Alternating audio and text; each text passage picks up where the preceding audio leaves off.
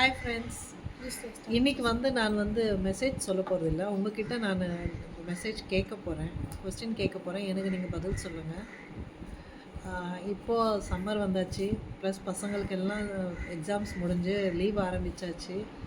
இந்த வாண்டுங்களை வச்சுட்டு எப்படி சமாளிக்கணும்னுட்டு நீங்கள் உங்களுக்கு தெரிஞ்ச டிப்ஸை எனக்கு சொல்லுங்கள். ஏன்னா எங்கள் வீட்டில் 2 வாண்டுங்க இருக்குது, அதுங்களை சமாளிக்கிறது ரொம்ப கஷ்டமாக இருக்குது.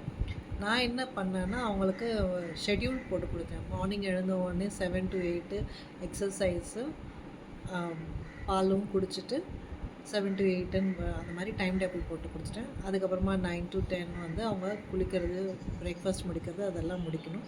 10 to 11 கொஞ்சம் நேரம் படிக்கணும். 11 to 12 விளையாடணும். 12 to 1 லன்ச் பிரேக்கு.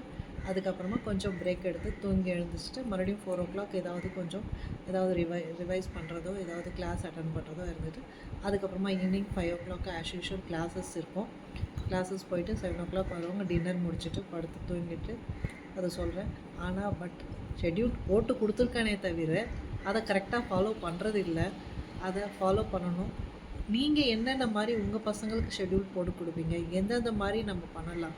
ஏன்னா எங்கள் பசங்களை வளர்க்கும் போது இந்த ஷெட்யூல்டு கிடையாது, இந்த இதெல்லாம் கிடையாது. விளையாடுங்கடா, ஃப்ரீயாக படிக்கும்போது படிக்கலான்னு அப்படி இருந்தோம். ஆனால் இப்போ ஹாலிடேஸ்லேயும் கிளாஸஸ்ஸு அது இதுன்னு சொல்லிகிட்டு இருக்காங்க. அபாக்கஸ் கிளாஸுன்றாங்க, ஸ்கேட்டிங் கிளாஸுன்றாங்க, டான்ஸ் கிளாஸுன்றாங்க. ஒன்றும் புரியல.